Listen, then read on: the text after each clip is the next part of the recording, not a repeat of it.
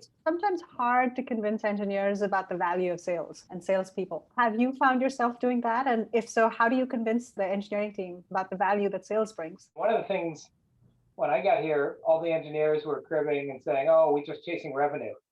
Like we don't get to work on our technical debt. We're not building a strong infrastructure. We're just chasing revenue." And and my first response was like, "Yeah, that's our job. We're a startup, and like our valuation is determined based on our revenue."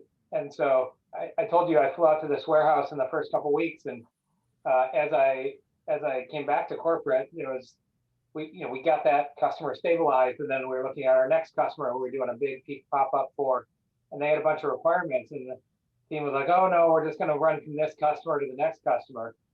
And so I scheduled a meeting with the team and said, I had the finance guy come and bring me two slides. One was our valuation without customer A, and the other was our valuations with customer A. And I was like, this is why we are going to drop what we're doing and work for this customer. And over the years, we're going to have many customers. Today, we only have one customer this size. And the sales guys were out there selling these folks, and now it's our turn to deliver.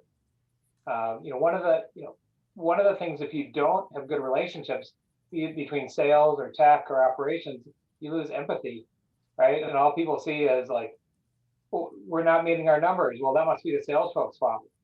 And so, sales guy comes and says, "I need you to do this," and the engineers are like, "Well, why do they need that? Well, that's dumb." And so then the next thing I was like, "Okay, take the engineer to the meeting with you next time," and you're sitting across from the customer. And he says, "Okay, well, we can do the deal or we can not do the deal, but if you want us to do the deal, this is what you need to deliver." And that's what the sales guys deal with every day. We have the expression from lean, like the lean Six Sigma stuff. I'm not super into that, but there's like a few key vocabulary words.